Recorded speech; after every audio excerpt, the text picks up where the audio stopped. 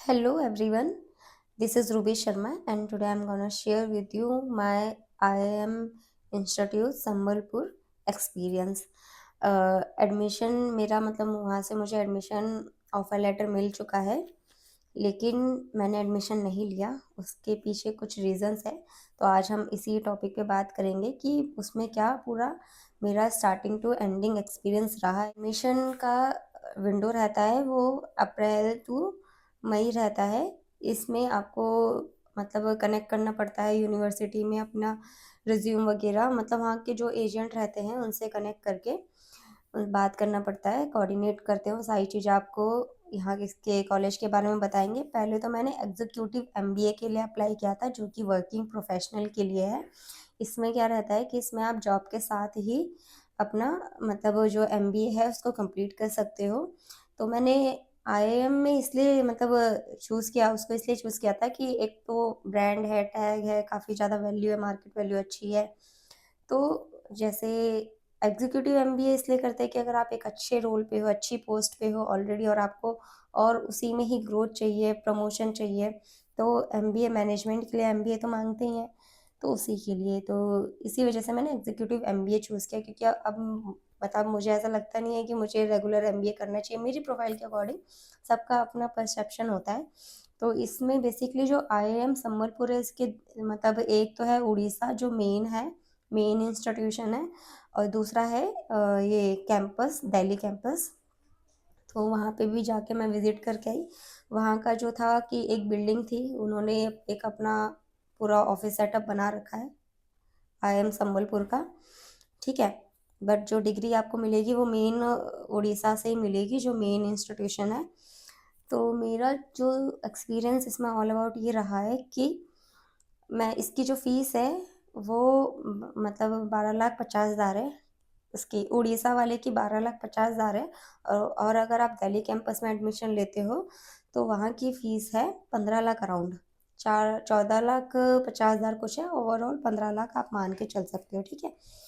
तो अब उसमें ये रहा है कि जो दिल्ली कैंपस है वहाँ पे आपको फिज़िकली क्लास अटेंड करने जाना पड़ेगा, क्योंकि उनका कुछ है कि आपको मतलब पूरा अच्छे से ट्रीट करते हैं। उनका ये कहना है कि आपको नेटवर्किंग देंगे, फिज़िकली क्लास अटेंडेंस रहेगी, ठीक है, इंटरेक्शन रहेगा, जो भी बैच रहेगा। बैच साइज़ उन्होंने मुझे बताया दिल्ली कैंपस वालों ने कि 100 के अराउंड रहेगा।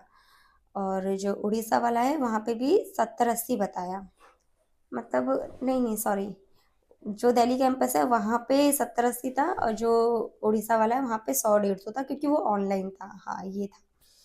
तो अब जनरली यहाँ पे मुझे ऐसा लगा, मुझे ऑफर लेटर आ चुका था, मतलब अभी आ चुका है, लेकिन मैंने एडमिशन नहीं लिया, क्योंकि मुझे ऐसा लग रहा था कि ऑनलाइन एमबीए के लिए इतना फीस देना वर्थ इट नहीं है। क्योंकि मैंने बहुत जगह रिसर्च किया, पता किया, ये रीज़न निकला, क्योंकि वो प्लेसमेंट, इसमें प्लेसमेंट गारंटेड नहीं थी उनकी तरफ से। वो जो 12 से 15 लाख में पैकेज जो ले रहे हैं, फीस जो ले रहे हैं, उसमें गारंटेड आपको प्लेसमेंट नहीं मिल रहा। आपको सिर्फ नेटवर्किंग मिल रहा है, सीओ इमर्जन मिल रहा है, और जो मतलब ग्रुप रहते हैं, व्हाट्सएप ग्रुप वगैरह, उसमें इंटरेक्शन मिल रहा है, प्लस रेफरेंस दे रहे हैं। मतलब कोई गारंटेड जॉब नहीं है। स्टिल कुछ किसी को लग रहा है कि नहीं वो कर सकते हैं, वो ऑलरेडी एक अच्छी पोस्ट पे है, उनको करना चाहिए, एक टैग चाहिए, तो वो इसके लिए जा सकते हैं।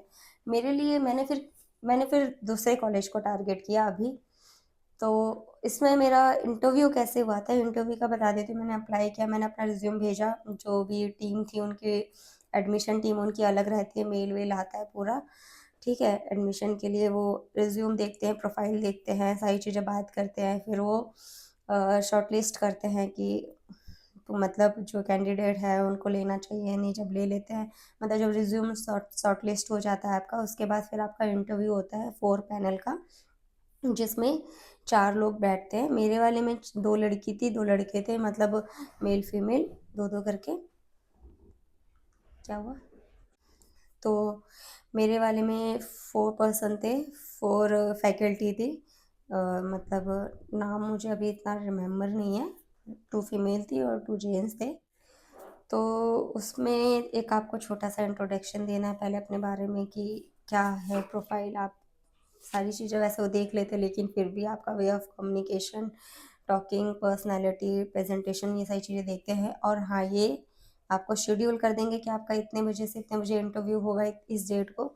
बट कभी कभी ऐसा होता है कि वो रैंडम इंटरव्यू ले लेते हैं, मतलब रैंडम कॉल करके बोल देंगे कि 10-15 मिनट में आपका इंटरव्यू स्टार्ट होने वाला है। मेरे साथ भी यही हुआ था, मेरे को बोला था कि आपका 2-3 बजे होगा, बट मेरे पास 12 बजे के आसपास 10 मिनट पहले कॉल आया कि आपका इंटरव्यू होने वाला है, पैनल है पूरा, आप रेडी रहना 10-15 मिनट में। तो अब मुझे नहीं पता कि ऐसा क्यों किया। तो जनरली मेरे मेरे अकॉर्डिंग मुझे ऐसा लगता है कि शायद उनको देखना हो कि पर्सन कितना सीरियस है अपने फ्यूचर को लेके, या मतलब कितनी जल्दी चीज़ें मैनेज करता है, सही क्या पता उनका ऐसा कुछ हो। बट मेरे को 10 मिनट पहले इन्फॉर्म किया, और 2 बजे का टाइम था, बट 2 बजे। तो उसके बाद फिर उन्होंने जो मेरे से क्वेश्चन किया, वही माई सेल्फ वगैरह मैंने इंट्रोड्यूस किया अपने आप को। उसके बाद फिर उन्होंने थोड़ा मार्केट के बारे में अपडेट लिया कि मार्केट के बारे में पता है या नहीं, ठीक है, फाइनेंस से रिलेटेड चीज़ें आपको पता है या नहीं। उसके बाद फिर ये था कि उन्होंने लाइव मार्केट आपको केस स्टडी दिया, लाइक कि अगर ऐसा हो जाए तो आप इस सिचुएशन में क्या करोगे। तो ये सारी चीज़ें थी। इस तरीके से वो क्वेश्चन पुट अप करते हैं लाइव लाइव एग्जाम्पल के साथ कि आपको अगर ऐसा सिनेरियो है तो उस टाइम पे क्या डिसीजन आपका रहेगा। ऐसे 4-5 इस तरीके के क्वेश्चन करेंगे। और जो पहले हो चुकी है चीज़ मार्केट में से, तो उसमें से भी कुछ पूछ सकते हैं कि इस टाइम पे ऐसा हुआ था तो उस टाइम पे आपने क्या किया था, पोर्टफोलियो कैसे मैनेज किया था, क्लाइंट से कैसे प्रेशर हैंडल किया था, ये सही चीज़, इस तरीके के क्वेश्चन आते हैं, ठीक है। बाकी यही था। फिर ये इंटरव्यू चला था मेरा एटलीस्ट 25 to 30 मिनट्स अराउंड चला होगा, ठीक है। इसमें उन्होंने सारी चीज़ें पूछ ली थी, मतलब पर्सन के बारे में, और फिर कम्युनिकेशन स्किल्स कैसी है। और हाँ, पूरा इंटरव्यू इंग्लिश में हुआ था, तो ऐसा मत सोचना कि वो आपसे हिंदी या इंग्लिश में बात करेंगे, नहीं, इंग्लिश में ही कॉन्वर्सेशन करनी है। तो पहले तो आप अपनी इंग्लिश में बोलने की प्रैक्टिस अच्छी कर लेना। इंग्लिश मैटर करती है, आपकी कम्युनिकेशन फ्लुएंसी अच्छी होनी चाहिए, क्योंकि सारे सिनेरियो स्टडीज़ के स्टडीज़ आपको इंग्लिश में ही देने हैं, हिंदी में कुछ ऐसा नहीं है, हिंदी में कॉन्वर्सेशन होगा। तो ये मेरा था। उसके बाद एक दिन में आपको रिजल्ट पता चल जाता है कि आप शॉर्टलिस्ट हुए हो या नहीं। फिर आपको फ़ीस पे करनी होती है, 3 से 4 दिन आपको सीट बुकिंग फ़ीस होती है 50,000 रुपये। मेरे को बताया था कि 50,000 रुपये सीट बुकिंग होती है। ये कॉलेज टू कॉलेज वेरी करता है कि कितना सीट बुकिंग है चार्जेस। तो उसके बाद सीट बुकिंग के बाद जो बाकी का जो फ़ीस रहता है वो टर्म वाइज होता है। तो इसमें मतलब इस तरीके से रहता है कि आपको एक सेमेस्टर की फ़ीस पहले देनी होती है, मतलब 2-2 लाख करके। तो इस तरीके से फ़ीस होती है सेमेस्टर वाइज़ सेमेस्टर। बट अगर आपको लोन मतलब एजुकेशन लोन लेके पे करना है, तो वो भी उसमें वो हेल्प करता है कि एजुकेशन जो बैंक होती है वो पूरा फिर एक साथ पे कर देती है। तो अगर आप बोलोगे नहीं मुझे एजुकेशन लोन से पे करना है, तो फिर वो प्रोसेस आपको करना पड़ता है, अपना पूरा पहले से ही स्टार्ट करके रखना पड़ता है कि आपको एजुकेशन लोन मिलेगा या नहीं, ये सारी चीज़ें। और जो सेमेस्टर वाइज होता है तो उसमें आपको 2-2 लाख करके हर सेमेस्टर में पे कर देनी होती है, अपना पूरा जो फीस रहता है, इंस्टॉलमेंट कह सकते हो आप। तो बाकी मैंने एडमिशन का जो मेरा ऑफ़र लेटर है वो आपको स्क्रीन पे दिख गया होगा, ठीक है। लेकिन मैंने इस ऑफ़र को एक्सेप्ट नहीं किया, क्योंकि मुझे ऐसा लग रहा था कि इतनी फ़ीस देना, वो भी उसमें भी प्लेसमेंट गारंटेड नहीं थी। बाकी मेरे खुद के भी कुछ ऐसे थे कि वो बहुत दूर मेरे को पड़ रहा था, और कुछ अगर होता है प्रैक्टिकल असाइनमेंट, वैसे तो उन्होंने बोला कि सब ऑनलाइन रहेगा, लेकिन स्टिल आपको 5 दिन के लिए कॉलेज में जाके रहना पड़ेगा, जब सीईओ इमर्जन होता है तब। तो मेरा ऐसा था कि बहुत दूर है, मैं उतना उतना एक्टिवली कनेक्ट कर पाऊँगी या नहीं। और फिर मुझे ऐसा लगा कि अगर मुझे उससे बेटर अपॉर्चुनिटी दिल्ली साइड में ही मिल जाती है, क्योंकि मैं बेसिकली दिल्ली से ही हूँ। तो फिर इसलिए मैंने कोई दूसरे कॉलेज को टारगेट कर रखा है, जैसे कि एफएमएस वगैरह हो गया, दिल्ली में ही है, पास में ही है, फीस भी कम है। और हाँ, सबसे मेन बात ये है कि आपको 3 इयर्स का एक्सपीरियंस होना चाहिए आईआईएम संबलपुर में एडमिशन लेने के लिए। मिनिमम क्राइटेरिया जो है आपका ग्रेजुएशन, आपका एसओपी, और आपका जो ऑफिस से जो रहता है एलओआर वगैरह वो, और प्लस आपका 3 इयर्स का एक्सपीरियंस होना चाहिए मार्केट में, ठीक है। तभी आपका शॉर्टलिस्ट होता है, ये इनका क्राइटेरिया है एलिजिबिलिटी। तो फिर मैंने मैंने नहीं लिया, मेरे को लगा नहीं कि भाई इतना फ़ीस देना वर्थ इट है मेरे अकॉर्डिंग। सबकी प्रोफ़ाइल वेरी करती है, तो एडमिशन लेने से पहले पूरा रिसर्च कर लेना फैकल्टी के बारे में, फैकल्टी या क्या करती है, क्या नहीं करती है, सारी चीज़ें। एलुमनाई देख लेना कि उस जगह से लोग पढ़ के कहाँ बैठे हुए हैं, सारी चीज़ें मैंने रिसर्च की थी।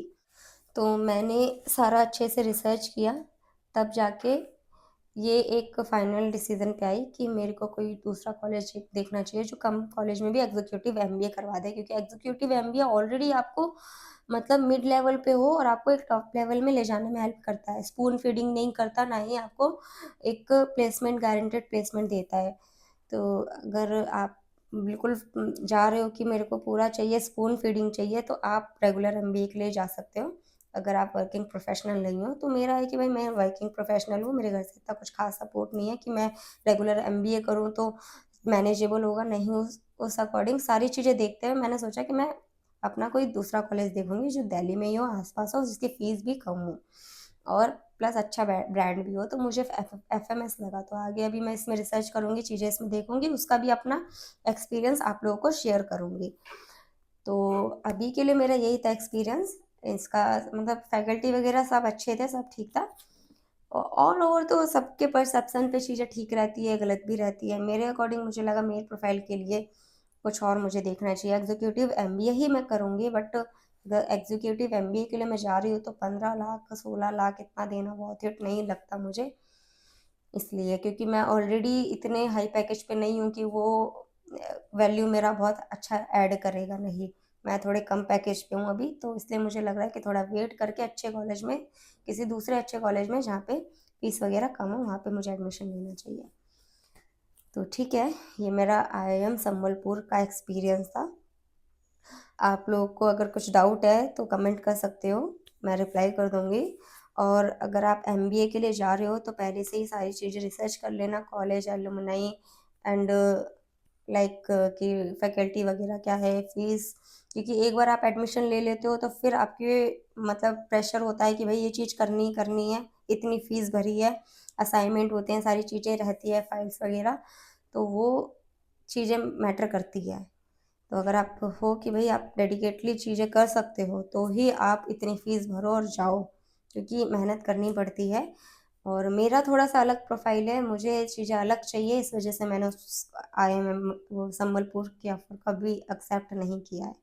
मतलब अब तो खैर डेट भी निकल गई है, लास्ट सीट बुकिंग करनी थी, वो मैंने नहीं की है।